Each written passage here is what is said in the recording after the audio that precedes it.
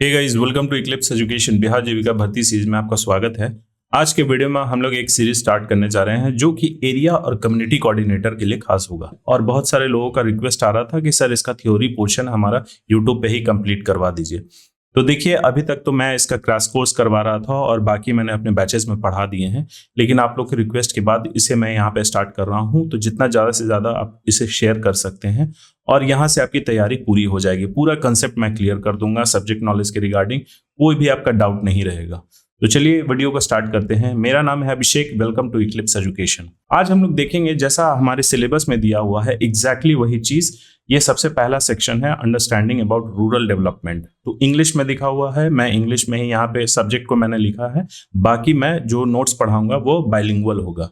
तो उसमें हम लोग देखेंगे रूरल डेवलपमेंट यानी ग्रामीण विकास की क्या कंसेप्ट होता है और क्या डेफिनेशन होता है। फिर हम लोग देखेंगे रूरल डेवलपमेंट के जो पहल हुए हैं उसका हिस्टोरिकल बैकग्राउंड। फिर ग्रामीण अर्थव्यवस्था की क्या विशेषता होती है, पंचायती राज इंस्टीट्यूशन और इसकी क्या भूमिका होती है ग्रामीण विकास में। और सबसे लास्ट में हम लोग देखेंगे कोऑपरेटिव्स, जिसको हम लोग सहकारिता बोलते हैं, और उसका क्या इंपॉर्टेंस होता है। एक एक करके इन सभी को हम लोग समझने की कोशिश करते हैं। सबसे पहले देखिए, हमें समझना है ग्रामीण विकास। इसका कंसेप्ट क्लियर हो जाएगा तो आगे सारे चीज जो हैं, जो भी दिए गए हैं, वो सारा क्लियर हो जाएगा। ग्रामीण विकास का अर्थ बेसिकली क्या होता है? ग्रामीण क्षेत्र में रहने वाले लोगों की जीवन की गुणवत्ता और आर्थिक स्थिति का समग्र सुधार। देखिए, समग्र का मतलब होता है ओवरऑल डेवलपमेंट। अगर आपको रिस्पॉन्सिबिलिटी दिया जाए कि आप किसी इंसान का डेवलपमेंट करवाइए, तो क्या आप उसके हाथ में पैसा दे दीजिएगा या फिर उसको आप अच्छा कपड़ा पहना दीजिएगा? उससे उसका एक प्रॉब्लम दूर होगा और वह भी कुछ समय के लिए वह दूर होगा, बाकी वह खत्म नहीं होगा। आप अगर उनको कोई स्किल प्रोवाइड कर देते हैं या फिर आप उसको सिखा देते हैं, तो उनका कम से कम ये चीज हो जाएगा कि वह काम करके पैसा कमा सकते हैं। जो भी रूरल डेवलपमेंट जो कार्यक्रम किए गए हैं, प्रोग्राम्स लाए गए हैं, उनका मोटिव यही रहता था कि उनकी लाइफस्टाइल को सुधारें और उनकी आर्थिक स्थिति को हम लोग ठीक करें। तो जिसके तहत उनके सभी चीजों को कवर किया जाता है, जैसे कि उसमें बुनियादी ढांचे, स्वास्थ्य सेवा, शिक्षा सुविधा, रोजगार और सामाजिक न्याय तक उनकी बेहतर पहुंच शामिल है। ग्रामीण विकास में बेसिकली यही चीज होता है। अब इनसे जुड़ी हुई क्या पहलुएं हैं वो हम लोग देखते हैं। आइए हम लोग देखते हैं ग्रामीण विकास की परिभाषाएं अलग अलग नजरिए से। जैसे सबसे पहले हम लोग देखेंगे इसका आर्थिक दृष्टिकोण से क्या मतलब होता है। तो आर्थिक दृष्टिकोण से ग्रामीण विकास का मतलब है कि कृषि उत्पादकता में वृद्धि, ग्रामीण व्यवसायों का विविधीकरण। विविधीकरण कहने का मतलब डाइवर्सिफिकेशन। कोई एक तरीके का व्यवसाय लोग नहीं कर रहे हैं, बल्कि मल्टीपल अलग अलग तरीके के व्यवसाय कर रहे हैं। ग्रामीण उद्योगों का विकास। देखिए, ग्रामीण उद्योगों का विकास जो है, सरकार इस पे काम कर रही है। जैसे सुबह के वीडियो में मैंने आपको बताया था कि कृषि में हस्तक्षेप के लिए, इंटरवेंशन के लिए सरकार ने लाया था ई नैम पोर्टल। वह कृषि के रिलेटेड एक बड़ा मार्केट वो तैयार कर रहे थे। तैयार क्या, वो एक्चुअली में ये एक नेशनल लेवल पे या फिर इंटरनेशनल लेवल पे ई नैम पोर्टल पे आप अपने प्रोडक्ट रजिस्टर करा सकते हैं जो एग्रीकल्चर प्रोडक्ट है। वही अगर ग्रामीण उद्योग को बढ़ावा देने की बात की जाए तो उसके लिए एक पोर्टल है GEM, जिसको बोला जाता है गवर्नमेंट ई मार्केट प्लेस। ये बेसिकली क्या है कि कोई भी सरकारी विभाग को अगर कोई प्रोडक्ट्स खरीदने हैं तो इस GM पोर्टल के माध्यम से ही खरीद सकते हैं। तो ये ग्रामीण उद्योगों को क्या कर रही है, इस पे रजिस्टर करवा रही है। तो ग्रामीण उद्योगों का विकास और ग्रामीण परिवारों की आय में बढ़ोतरी करना, यह है आर्थिक दृष्टिकोण से ग्रामीण विकास की परिभाषा। अब सामाजिक दृष्टिकोण से क्या ग्रामीण विकास की परिभाषा है, तो इसमें वो सब पहलू शामिल होते हैं जैसे गरीबी हो गया, असमानता और बेरोजगारी को कम करना, साथ ही सामुदायिक सहभागिता। मतलब यह भी देखा जाता है कि अगर हम लोग या सरकार या कोई ऑर्गेनाइजेशन अगर उनके लिए डेवलपमेंट प्रोग्राम्स लाती है, किसी तरीके की कोई पहल करती है, तो वहाँ लोग पार्टिसिपेट करते हैं कि नहीं। उनको जागरूक बनाना होगा, उनको शिक्षित करना होगा कि हाँ ठीक है, आप लोग, हम लोग तो पहल कर रहे हैं, आप लोग को भी पहल करना होगा। उसी को बोलते हैं सामुदायिक सहभागिता। महिला सशक्तिकरण और सामाजिक समरसता को बढ़ावा देना शामिल है इस सामाजिक दृष्टिकोण से ग्रामीण विकास की परिभाषा में। अगला है आपको सतत विकास दृष्टिकोण। देखिए, हमें डेवलप करना है, चाहे वो शहर हो या गांव हो, कोई भी इंसान हो या फिर संस्था हो, वह नीचे जाने के लिए नहीं बनी होती, बल्कि वह राइज ही करना चाहता है, डेवलपमेंट ही करना चाहता है। आप कोई बिजनेस करते हैं तो उसे डेवलप करने के लिए ना, लेकिन यहाँ पे सतत विकास दृष्टिकोण से ग्रामीण विकास की क्या परिभाषा है कि हमें डेवलप तो करना है, लेकिन एनवायरमेंट को हार्म पहुंचा के नहीं। अब ऐसा नहीं है कि वहां पे अगर खनिज पाया जाता है तो उस पूरा खनिज को हम लोग एक बार में ही निकाल लें। अगर वहां पेट्रोल पाया जाता है तो पूरा पेट्रोल हम एक ही बार में निकाल के खत्म कर दें और वो गाँव डेवलप हो जाएगा। ऐसा नहीं है। पेट्रोल वो गांव तभी डेवलप रहेगा जब तक वहां पे पेट्रोल अवेलेबल रहेगा। अगर सपोज करिए कि यहाँ 10,000 लीटर है, जिस दिन 10,000 लीटर खत्म हुआ उस दिन के बाद उस गांव को कोई पूछेगा तो यह तो उसका विकास नहीं हुआ। साथ ही आपने नेचुरल जो रिसोर्सेस थे उसका भी हनन कर दिया आपने। तो विकास करना है लेकिन एक सतत तरीके से, ये होता है सस्टेनेबल डेवलपमेंट पर्सपेक्टिव से रूरल डेवलपमेंट। अब आइए हम लोग देखते हैं ग्रामीण विकास की परिभाषाएं अलग अलग इंस्टीट्यूट से और शासन दृष्टिकोण से। तो उसमें सबसे पहले है आपका वर्ल्ड बैंक, जो 1975 में उन्होंने क्या परिभाषा दी थी कि यह एक ऐसी रणनीति है जिसका उद्देश्य विशेष रूप से ग्रामीण गरीबों के आर्थिक और सामाजिक जीवन को सुधारना। यह वर्ल्ड बैंक के अकॉर्डिंग इसका डेफिनेशन था। फिर उसके बाद एक आए स्कॉलर रॉबर्ट चेम्बर्स, तो ये एक एंथ्रोपोलॉजिस्ट थे यूके यानी ब्रिटेन के।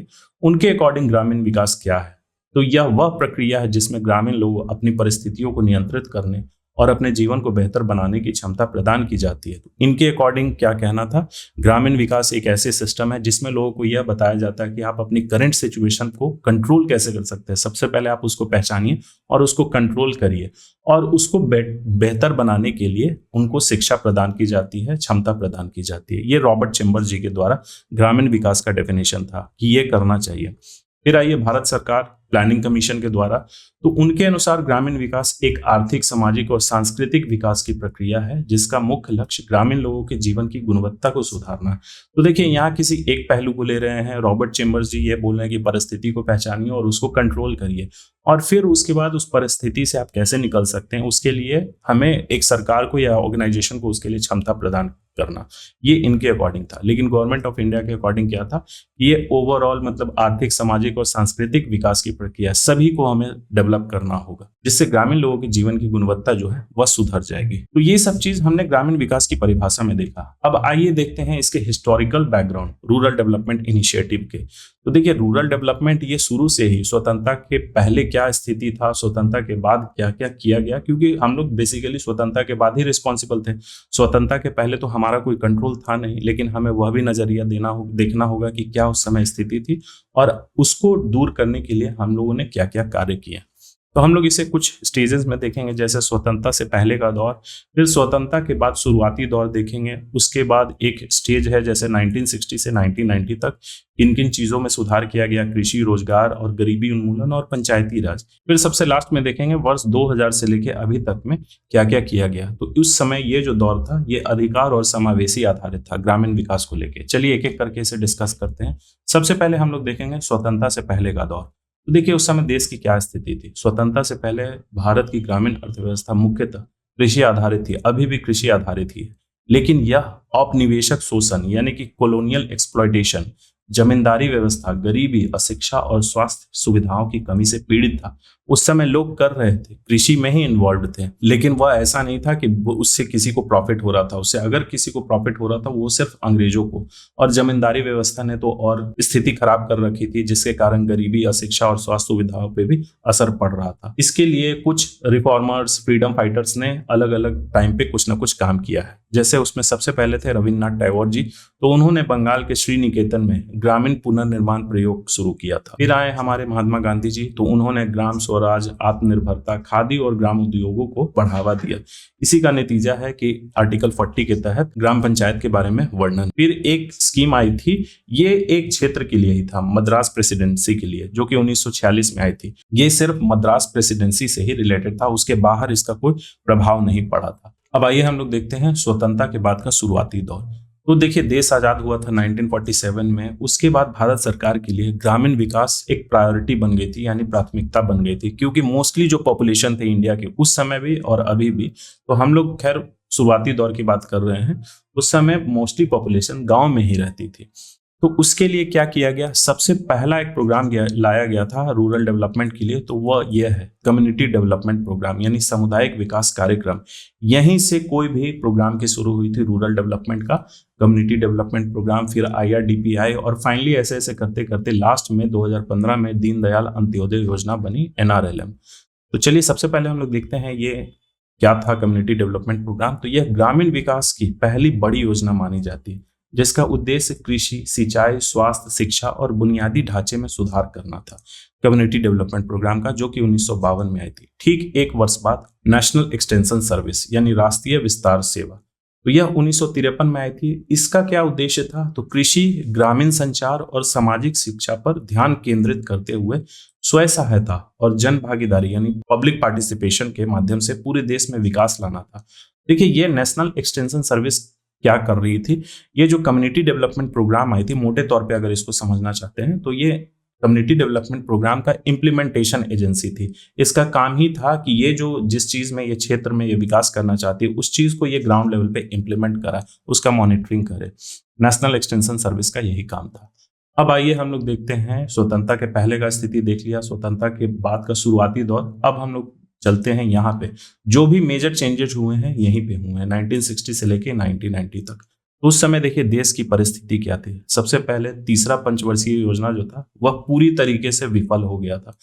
अगर आपसे क्वेश्चन पूछा जाता है, हालांकि इसमें तो पूछा नहीं जाएगा, लेकिन इनकेस अगर पूछ दिया जाए कि 12 पंचवर्षीय योजना में से सबसे विफल कौन रही है, तो वह थर्ड 5 ईयर प्लान थी, जो कि 1961 से 66 तक थी। और क्या थी देश की स्थिति उस समय? तो 1962 में इंडिया चाइना वार और 1965 में इंडिया पाकिस्तान वार। फिर आपका गरीबी हटाओ आंदोलन आया था, गरीबी हटाओ नारा लगा था इंदिरा गांधी जी के द्वारा। पॉलिटिकल क्राइसिस देश में चल रही थी 1977 से 80 तक में, कांग्रेस गैर कांग्रेसी सरकार ये उठापटक चल रहा था। फिर नेशनल इमरजेंसी भी लगी थी 21 महीनों का। पंचायती राज कॉन्स्टिट्यूशनल प्रोसेस चल रहा था, मतलब पंचायती राज को संवैधानिक दर्जा देने की उस समय प्रक्रिया चल रही थी 1989 से ही। उससे पहले भी चली है, जो भी समिति थी, जीवी के राव समिति, एल सिंघवी समिति, ये सभी कोई सिफारिश कर रहे थे। लेकिन सबसे पहला अगर कॉन्स्टिट्यूशनल प्रोसेस शुरू किया गया था तो 1989 में यह लोकसभा से पारित हो गया था। 64वां संविधान संशोधन 64, ये आप लोग ध्यान रखिएगा, यह लोकसभा से पारित हो गया था, लेकिन राज्यसभा में यह रिजेक्ट हो गया था। उसके बाद फिर आया 73वां संविधान संशोधन 1992-93, उस समय यह पारित हो गया था और इसको संवैधानिक दर्जा मिल गया। फिर सबसे इंपॉर्टेंट है, उस समय हमारे देश में आर्थिक मंदी चल रही थी, इकोनॉमिक क्राइसिस 1990 से 92 का दौर था, और ये बहुत ही बड़ा हमारे देश में इकोनॉमिक रिफॉर्म हुआ था, यानी एलपीजी रिफॉर्म्स, लिबरलाइजेशन, प्राइवेटाइजेशन और ग्लोबलाइजेशन। देखिए उस समय क्या क्या मेजर चेंजेस हुए थे कृषि, रोजगार, गरीबी उन्मूलन और पंचायती राज में। सबसे पहले आया था आपका ग्रीन रेवोल्यूशन 1960 में। तो इसमें हाई एल्डिंग वैरायटी सीड्स का इस्तेमाल किया गया था। कृषि को उत्पादकता बढ़ाने के लिए सिंचाई, उर्वरक और कृषि मशीनरी अपनाई गई थी, जिसका रिजल्ट क्या था, जिससे कुछ राज्यों में कृषि उत्पादन में क्रांति आई, लेकिन वहीं दूसरी तरफ कुछ राज्य जो थे इससे वंचित रह गए। वंचित क्या, इसको अपना नहीं पाए क्योंकि उनके पास फंड नहीं थे। पंजाब, हरियाणा प्रॉस्पर किए और बिहार और यूपी वही जैसे थे वैसे ही रह गए। फिर आया आपका रोजगार और गरीबी उन्मूलन के लिए integrated rural development program IRDP, जो कि 1978-79 का दौर था। देखिए इस समय ये लॉन्च किया गया था, लेकिन लागू हुआ था 1980 में। उस समय आपको याद होगा तो 1978 में सरकार बनी थी मोरारजी देसाई की, और फिर उसके बाद चेंज होके चौधरी चरण सिंह की सरकार आ गई थी, तो इस समय लागू हुआ था। यह गरीब परिवारों को बैंक ऋण और सब्सिडी के माध्यम से साधन और कौशल उपलब्ध कराने के लिए शुरू किया गया था। इसमें कुछ कमियां थी, इसीलिए इसमें कुछ चेंजेस करके फिर 1999 में स्वर्ण जयंती ग्राम स्वरोजगार योजना शुरू किया गया था, और वही धीरे धीरे करके आगे आपका NRLM, फिर DNRLM बनी। फिर देखिए अलग अलग स्कीम्स आए गरीबी उन्मूलन और रोजगार के लिए। यहाँ भी नेशनल रूरल एम्प्लॉयमेंट प्रोग्राम, ये आगे जाके हमें डिटेल में पढ़ना है, यहाँ थोड़ा सा इंट्रोड्यूस कर दे रहा हूँ आप लोग को। NREP जो कि 1980 में आई थी, और RLAGP यानी rural landless employment guarantee program, तो ये दोनों आई थी आपका 1980 और 83 में। फिर आई जवाहर रोजगार योजना। तो MG नरेगा का ये जो गारंटीड रोजगार देने की जो बात है, ये यहीं से शुरू हुई थी। अगर मैंने एरिया कोऑर्डिनेटर और कम्युनिटी कोऑर्डिनेटर का जो वीडियो अपलोड किया, सबसे पहले मैंने MG नरेगा को ही डिस्कस किया, आप लोग प्लेलिस्ट में चेक कर सकते हैं। तो इसमें ग्रामीण बेरोजगारों को मजदूरी आधारित रोजगार उपलब्ध कराने के लिए चलाई गई थी। फिर आया हमारा एक बहुत ही बड़ा अचीवमेंट, माइलस्टोन, जिसको बोलते हैं 73वां संविधान संशोधन।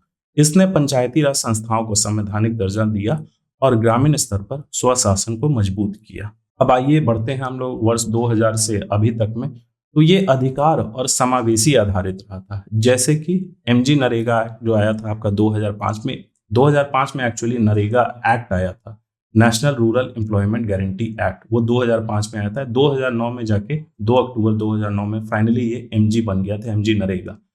तो चलिए उसके बारे में तो डिटेल आपने पढ़ ही लिया है। इसके तहत परिवारों को प्रति वर्ष 100 दिन की मजदूरी आधारित रोजगार देने की कानूनी गारंटी थी।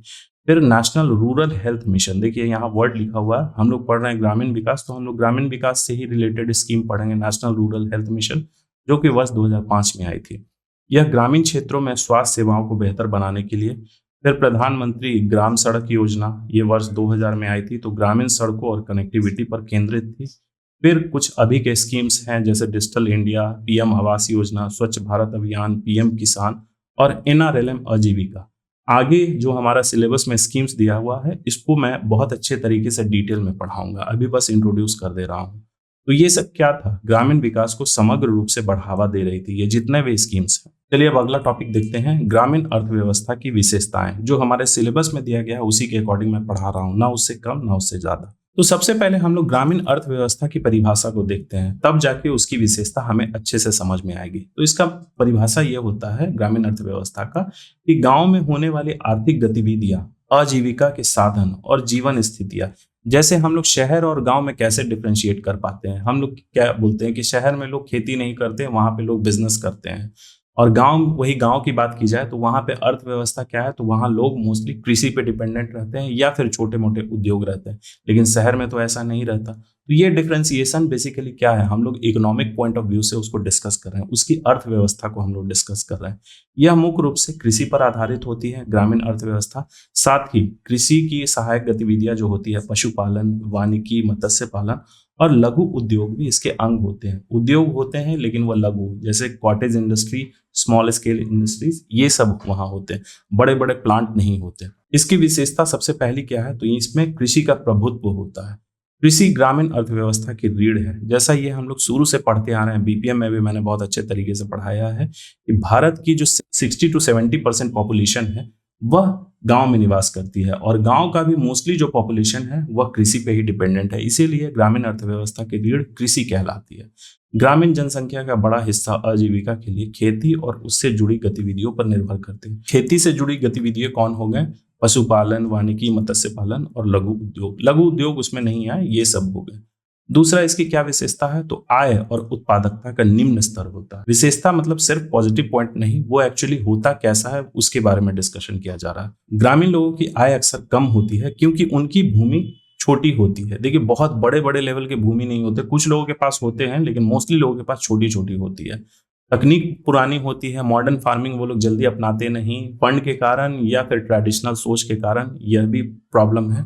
और वे ज्यादातर मानसून पे ही डिपेंडेंट होते हैं, बारिश अच्छा होगी तब जाके आपका फसल अच्छा होगा, नहीं तो फिर फसल खराब। शहरी क्षेत्रों की तुलना में उत्पादकता भी कम होती है। तो देखिए यहाँ कंपैरिजन के लिए मैंने ये लिखा है कि अगर शहर में वही सेम जमीन पे अगर 1000 स्क्वायर फीट पे शहर में और गांव में सेम फसल उगाया जा रहा, तो यहाँ पे उत्पादकता ज्यादा होगी, क्योंकि यहाँ लोग मॉडर्न फार्मिंग को अपनाएंगे, यहाँ फंड की भी अवेलेबिलिटी है, लेकिन यहाँ पे वो चीज कम होगा। तो यहाँ कंपैरिजन करने का मतलब ये है, शहर में कहाँ होता है खेती, बहुत ही निम्न स्तर का, मतलब लोग सब्सिस्टेंट फार्मिंग करते हैं अपने उपभोग के लिए, अगर करते भी हैं तो।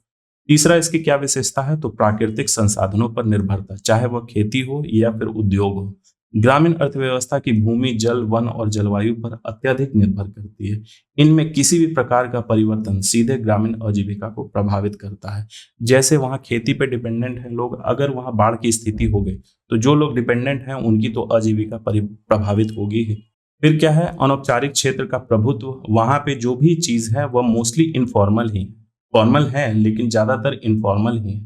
तो फॉर्मल और इनफॉर्मल मैंने बहुत अच्छे तरीके से एक्सप्लेन किया है सभी वीडियोस में, यहाँ पे भी एक बार मैं बताता हूँ। ऐसे सेक्टर, ऐसे क्षेत्र जो सरकार की नजर से दूर है, जैसे कि अगर आपको ठेला या फुचका की दुकान दिखते हैं तो वो क्या सरकार के पास रजिस्ट्रेशन करवाते हैं, जीएसटी का नंबर लेते हैं, कुछ नहीं, वो सरकार के अंडर है ही नहीं, लेबर लॉज का रजिस्ट्रेशन नहीं करवाते, लेबर लॉज लाइसेंस नहीं लेते, तब उनको कोई कानून भी मानने की जरूरत नहीं है। और उसमें जो लोग काम कर रहे हैं उनको किसी तरीके का सामाजिक सुरक्षा, नौकरी की सुरक्षा कुछ नहीं रहती। लेकिन वही अगर एक अच्छे ऑर्गेनाइजेशन में जिसने रजिस्ट्रेशन करवा रखा है, कंपनीज एक्ट के तहत रजिस्टर है, लेबर लाइसेंस है, फूड लाइसेंस है, उसके तहत अगर कोई एम्प्लॉय काम कर रहा है तो उसको सब कुछ मिलता है, अच्छा तनख्वाह भी मिलता है, सामाजिक सुरक्षा जैसे हेल्थ इंश्योरेंस, लाइफ इंश्योरेंस, ये सब चीज उसमें कवर किया जाता है, और नौकरी की भी स्थिरता रहती है। लेकिन इनफॉर्मल सेक्टर में ये चीज नहीं रहता। तो गांव की अर्थव्यवस्था में ज्यादातर हमें इनफॉर्मल सेक्टर ही देखने को मिलते हैं। ग्रामीण क्षेत्रों में अधिकांश रोजगार अनौपचारिक और असंगठित होता है। लोग जो इसमें रोजगार कर रहे हैं वो अनौपचारिक ही हो गया। इसमें लोग एक फुचका दुकान में अगर कोई स्टाफ काम करने जा रहा है या बीड़ी के कारखाने में, उनको ज्वाइनिंग लेटर मिलता है कि आपका पे स्केल ये होगा लेवल 5 या लेवल 2। ऐसा तो कुछ नहीं होता। कल से काम पे आइए, उनको पसंद आएगा तो 2 दिन काम करवाएंगे, उसका पैसा भी नहीं देंगे, तीसरे दिन बोलेंगे कि भैया अपना रास्ता देखिए, जिसमें निश्चित वेतन या नौकरी की सुरक्षा नहीं होती। यही है इनफॉर्मल सेक्टर। गरीबी और बेरोजगारी प्रचुर मात्रा में है। ग्रामीण क्षेत्रों में गरीबी और छुपी हुई बेरोजगारी, जिसको डिस्गाइज्ड अनएम्प्लॉयमेंट बोलते हैं। तो देखिए, डिस्गाइज्ड अनएम्प्लॉयमेंट का मतलब क्या होता है? लोग काम कर रहे हैं जहां पे उनकी जरूरत भी नहीं है।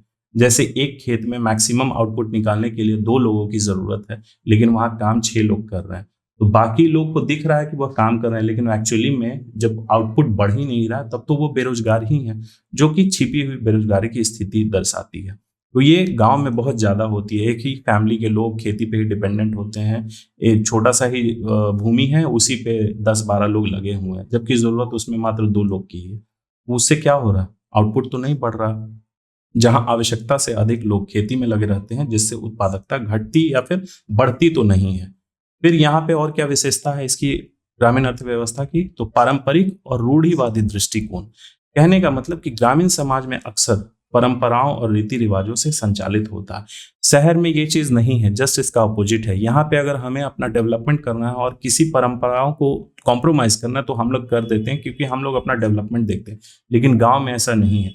अगर वहां पे किसी महिला को इसलिए नहीं पढ़ने दिया जाता या लड़की को, अब तो खैर धीरे धीरे ये चेंजेस होते जा रहे हैं, लेकिन पहले ये बहुत ही गंदी स्थिति थी कि नहीं भैया, हमारे घर से कोई महिलाएं बाहर नहीं जाती हैं, ये हमारे परिवार का परंपरा है। वो घर के बाहर कदम नहीं रखेगी, कहीं दूसरे जगह जाएगी नहीं, बहू बेटी ये सब चीज। लेकिन शहर में तो ऐसा नहीं होता। अगर आप काम करना चाहते हैं या पढ़ना चाहते हैं, चाहे शादी के पहले या शादी के बाद, पूरा लिबर्टी रहता है और रीति रिवाजों से संचालित होती है। देखिए, कई बार ये चीज सही है तो कहीं जगह ये गलत भी है, जिससे कभी कभी आधुनिकीकरण और नई तकनीक अपनाने में विलंब होता है।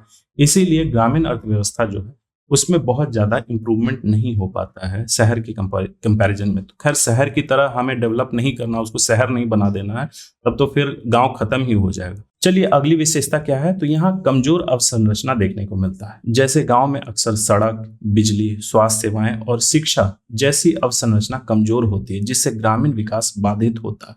जैसे कि गांव में कितना ही अच्छा प्रोडक्शन हो रहा है, अगर कनेक्टिविटी उसका शहर से नहीं है तो वो प्रोडक्शन बाहर जाएगा कैसे? कितना भी अच्छा क्वालिटी का वहां पे चावल हो रहा है या कोई भी फसल हो रहा है, वह वहां पे रोड नहीं है, जो अगर रोड है भी लोग जैसे तैसे जा रहे हैं, वहां छोटे गाड़ी जा सकते हैं, तो भैया वो मार्केट तक जाएगा कैसे? कोई बिजनेसमैन वो भी अपना प्रॉफिट देखना चाहता है कि भैया मुझे ट्रांसपोर्टेशन कॉस्ट कम लगे। ठीक है, यहाँ पे मुझे फाइन क्वालिटी के अनाज मिल रहे हैं या फिर जो भी प्रोडक्ट्स हैं वो मिल रहे हैं, लेकिन ये लाने के लिए मुझे एक्स्ट्रा भाड़ा लग जाएगा, तो वो शिफ्ट कर जाएगा, किसी दूसरे जगह चला जाएगा। ये सब प्रॉब्लम है, उसी को डेवलप किया जा रहा है प्रधानमंत्री ग्राम सड़क योजना के तहत। फिर है शहरी क्षेत्रों की ओर पलायन। तो लोग शहरी क्षेत्रों की ओर पलायन क्यों करते हैं? मोस्टली गांव वाले, क्योंकि वहां काम करने के लिए है ही नहीं, तो वो लोग शहर की ओर जाते हैं। रोजगार के अवसरों और जीवन स्थितियों की कमी के कारण ग्रामीण लोग काम की तलाश में शहरों की ओर पलायन कर रहे हैं और वहीं जाके बस भी जाते हैं। तो घर मकान वो तो खैर नहीं खरीद पाते, रेंट पे ही रहते हैं। लेकिन वही चीज सरकार ये कोशिश कर रही है कि आप अपने जगह पे ही रह के अगर वही काम करें, आपको सुविधाएं उपलब्ध कराई जा रही है, तो आप अपने जगह को डेवलप करिएगा। तो ये स्थिति है ग्रामीण अर्थव्यवस्था की।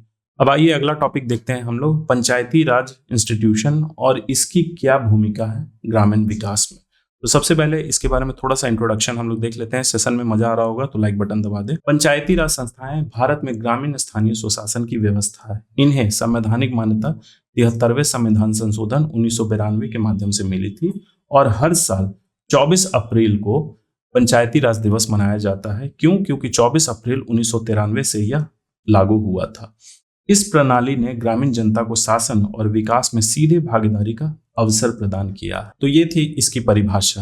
अब हम लोग देखते हैं इसकी क्या संरचना होती है। तो ये बेसिकली त्रिस्तरीय संरचना की होती है, उसी पर आधारित है। जैसे एक ग्राम पंचायत गांव लेवल पे होता है, पंचायत समिति ब्लॉक या फिर तालुका लेवल पे होता है, और सबसे ऊपर जो होता है वो जिला परिषद डिस्ट्रिक्ट लेवल पे। देखिए, ग्राम पंचायत जो कि गांव लेवल पे होता है, उसके जो मुख्य होते हैं उनको सरपंच बोला जाता है, प्रधान बोला जाता है या फिर मुखिया।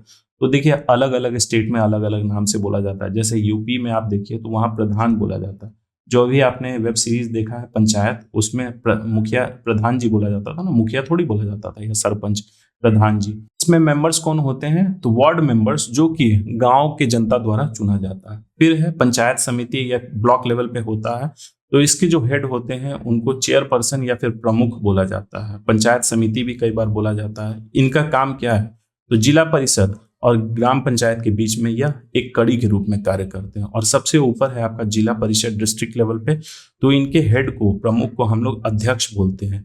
ये क्या करती है? पूरे ब्लॉक में जो भी डेवलपमेंट एक्टिविटीज हैं, यानी विकास कार्यक्रम है, उनका समन्वय करती है। तो ये पूरे ब्लॉक के लिए रिस्पॉन्सिबल होते हैं, क्योंकि देखिए एक डिस्ट्रिक्ट के अंतर्गत कई सारे ब्लॉक्स आ रहे हैं, तो ये हर ब्लॉक के लिए रिस्पॉन्सिबल है। और हर ब्लॉक के लिए कौन रिस्पॉन्सिबल है? बड़ी बॉडी, तो पंचायत समिति।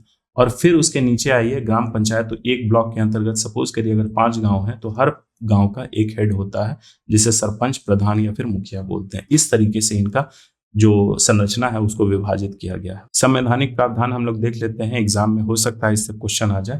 तो देखिए आर्टिकल 243 से 240 तक इसका वर्णन है हमारे संविधान में, जब 73वां संविधान संशोधन हुआ था। फिर एक अलग से आर्टिकल है, आर्टिकल 40, जो कि directive principle of state policy के तहत है, जिसमें यह कहा गया है राज्य को ग्राम पंचायतों का गठन करना चाहिए। तो अगर वह सक्षम है, अगर वो चाहें तो कर सकते हैं। इसी के बेसिस पे तो राजस्थान में 1959 में पंचायती राज व्यवस्था शुरू हुई थी। उस समय थोड़ी संविधान संशोधन हुआ था, 73वां संविधान संशोधन। फिर 73वां संविधान संशोधन ने क्या किया? इसको संवैधानिक दर्जा मिला, 5 वर्ष का कार्यकाल है, नियमित चुनाव होते हैं, महिलाओं, एससी और एसटी के लिए आरक्षण का प्रावधान किया गया। इसमें 11वीं अनुसूची जोड़ी गई, जिसके तहत 29 कार्य विषय हैं, जैसे कृषि, ग्रामीण आवास, पेयजल, स्वास्थ्य, शिक्षा, गरीबी उन्मूलन। ये सब कार्य जो है पंचायतों को सौंपे गए। अब विकास में इनकी क्या भूमिका होती है डेवलपमेंट में, रूरल डेवलपमेंट में?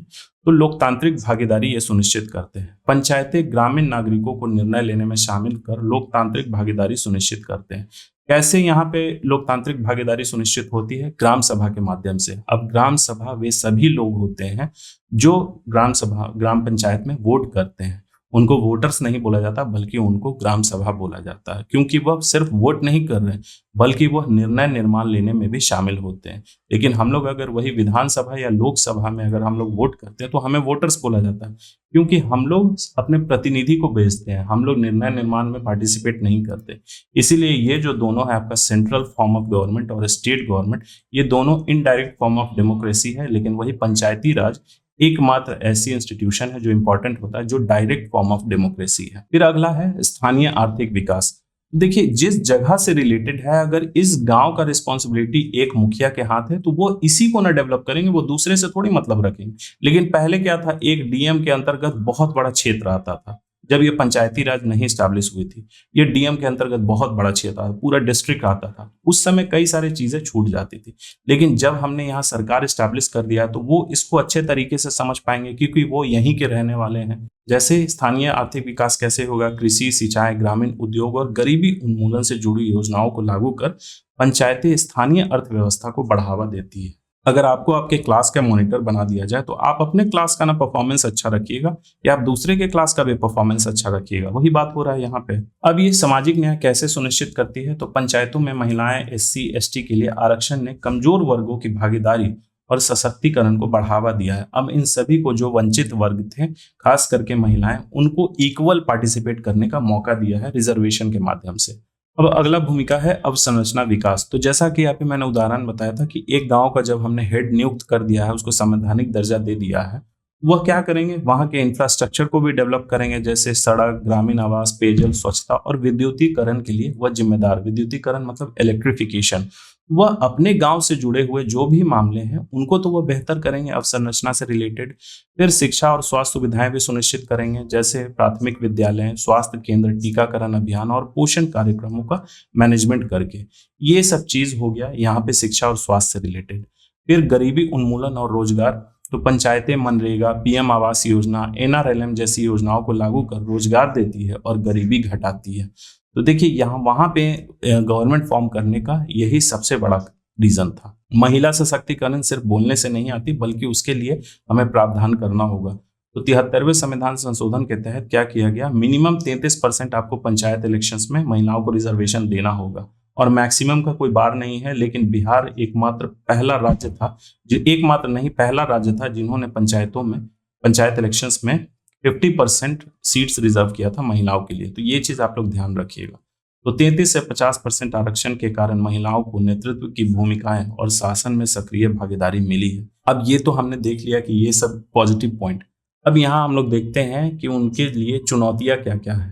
तो धन और वित्तीय स्वायत्ता की कमी, वो डिपेंडेंट होते हैं अपने ऊपर के ऑर्गेनाइजेशन पे, जैसे डिस्ट्रिक्ट लेवल पे होंगे, जिला परिषद पे, या फिर स्टेट गवर्नमेंट पे डिपेंडेंट होंगे, क्योंकि इनके हाथ में जो कार्य विषय दिए गए हैं और जो सोर्सेज होते हैं फाइनेंस के, वो बहुत ही छोटे मोटे हैं। उससे इतना भी नहीं पैसा आ जाता कि वह बड़े बड़े प्रोजेक्ट्स ये कर पाए। तो डिपेंडेंट होते हैं ऊपर के लेवल के संस्थाएं पे। तो धन और वित्तीय स्वायत्ता की कमी है। राजनीतिक हस्तक्षेप और भ्रष्टाचार इसमें बहुत ज्यादा है। जो लोकल एमपी एमएलए होते हैं उनके रिस्पॉन्सिबिलिटी में भी रहता है, तो उनका इम्पैक्ट बहुत ज्यादा रहता है। ग्रामीण लोगों में सीमित जागरूकता। ग्राम सभा एक्चुअली में अपना पावर जानते ही नहीं है कि वह सिर्फ वोट देने के लिए नहीं है, बल्कि निर्णय निर्माण में भी वह एक्टिवली पार्टिसिपेट करते हैं। संविधान में उनके लिए एक दर्जा दे रखा है। पंचायत प्रतिनिधियों का कमजोर प्रशिक्षण। जो पंचायत मेंबर्स होते हैं उनका उस लेवल पे ट्रेनिंग नहीं होता, या फिर ट्रेनिंग नहीं ही होता, अगर होता भी है तो बहुत ही लाइट लेवल पे। और गांव में असमान शक्ति संरचना। तो कोई गांव जो है वह पावरफुल है, कोई गांव जो है वह कमजोर है। तो ये सब चीज जो है पंचायती राज की चुनौती है। चलिए अगला टॉपिक है कोऑपरेटिव्स एंड इट्स इंपॉर्टेंस, यानी कि सहकारी समितियां और उनका महत्व। तो सबसे पहले हमें समझना होगा आगे बढ़ने के पहले कि यह सहकारी समितियां होती कैसी है, इस तरीके की संगठन होती है। तो चलिए आइए हम लोग यहाँ देखते हैं। सहकारी समिति एक स्वैच्छिक संगठन है जहां लोग अपनी आर्थिक, सामाजिक और सांस्कृतिक आवश्यकताओं को पूरा करने के लिए एकत्र होते हैं। मतलब उनमें कॉमन ये नीड होता है, आवश्यकता होती है। किस तरीके की?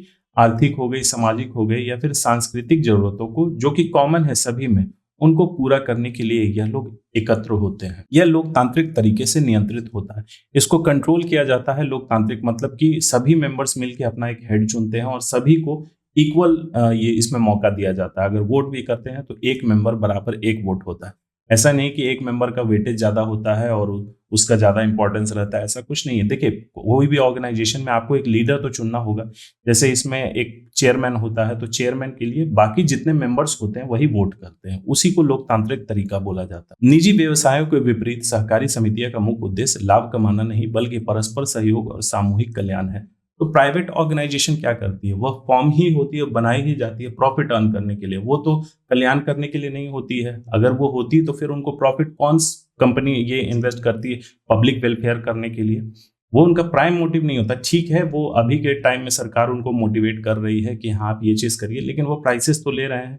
आपको कोई प्राइवेट गुड्स, प्राइवेट हॉस्पिटल कितने महंगे होते हैं, वही सरकार जब कल्याण के लिए उतरी है तो वहीं जाके आपको सस्ते में वो चीज इलाज होता है। और प्राइवेट में जाइए तो प्राइवेट हमेशा प्रॉफिट मोटिव के लिए होता है। यह जो सहकारी समिति है इसका उद्देश्य प्रॉफिट अर्न करना नहीं होता, बल्कि परस्पर सहयोग। परस्पर सहयोग कहने का मतलब एक दूसरे की हेल्प करना, और कलेक्टिव वेलफेयर मतलब सामूहिक कल्याण। ये अगर कल्याण भी करते हैं तो किसी एक जन का नहीं, सभी का कल्याण होता है। तो इसके कुछ सिद्धांत होते हैं सहकारिता के, जैसे कि सहकारी समितियां निम्न सिद्धांतों पर आधारित होती है। सबसे पहला, स्वैच्छिक और खुली सदस्यता। कोई भी इसमें मेंबर बन सकता है और वह स्वैच्छिक होती है, आपकी इच्छा के अकॉर्डिंग होती है।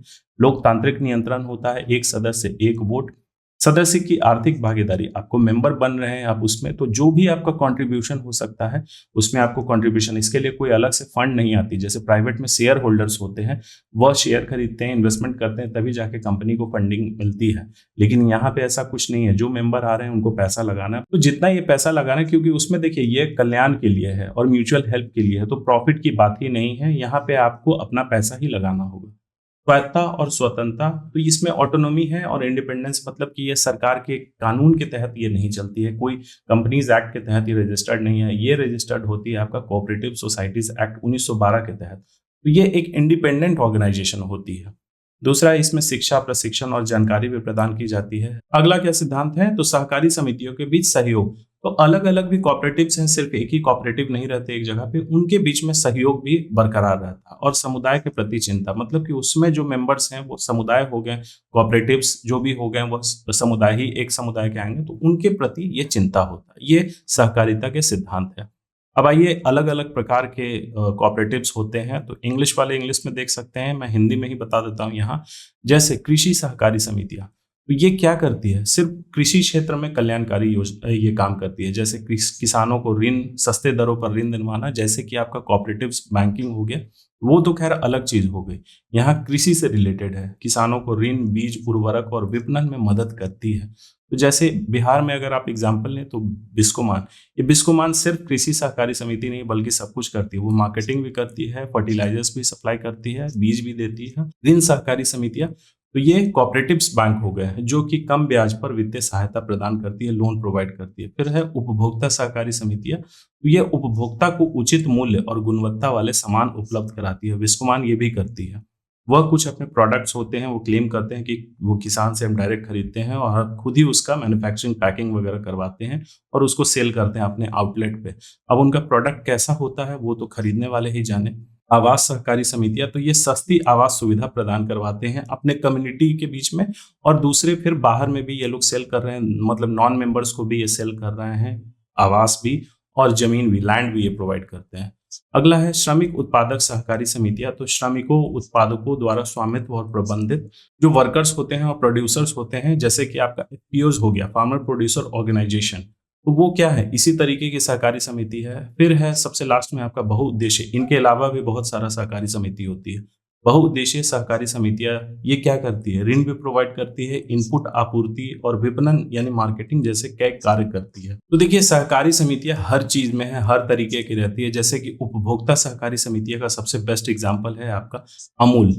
अमूल इंडिया जो हम लोग नाम सुनते हैं, जिसका दूध मिलता है, दूध क्या उसके बहुत सारे प्रोडक्ट्स मिलते हैं, तो वह एक सहकारी समिति है। बिहार में अगर हम लोग बात करें सुधा, तो वह एक कोऑपरेटिव है, ना तो वो प्राइवेट है ना सरकारी, वो एक कोऑपरेटिव है। ये चीज आप लोग ध्यान रखिएगा, हो सकता है इससे रिलेटेड कुछ क्वेश्चन आ जाए। अब सहकारी समितियों का महत्व क्या है ग्रामीण विकास में, तो ये क्या करती है, आर्थिक सशक्तिकरण सुनिश्चित करती है। कैसे, गरीबों, किसानों और श्रमिकों की आय बढ़ाने और महाजनों पर निर्भरता घटाने में मदद करती है। आर्थिक सशक्तिकरण, लोकतांत्रिक भागीदारी, तो हर सदस्य को समान अधिकार, जिससे समानता को बढ़ावा मिलता है। अगर वह ग्राउंड लेवल पे ये कोऑपरेटिव्स फॉर्म कर रही है, उसमें मेंबर्स बनते जा रहे हैं, तो देखिए सभी को समान अधिकार मिल रहा है। फिर ये सामाजिक पूंजी, तो समाज में विश्वास, सहयोग और एकता को बढ़ावा देती है।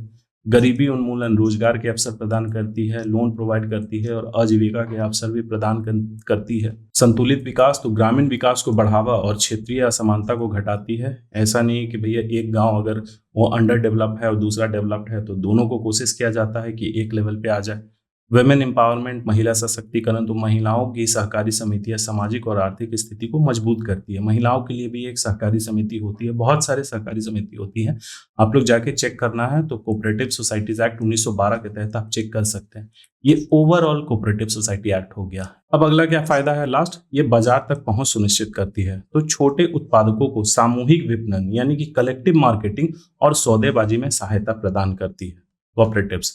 इसके आगे क्या चैलेंजेस हैं सहकारी समितियों के आगे, तो इसमें राजनीतिक हस्तक्षेप बहुत ज्यादा होता है। राजनीतिक हस्तक्षेप जैसे कि उसके मेंबर्स कोई पॉलिटिशियन नहीं होते, बल्कि अगर कोई अदर पॉलिटिशियन है तो वह इसके काम में बाधा डालते हैं, हस्तक्षेप करते हैं।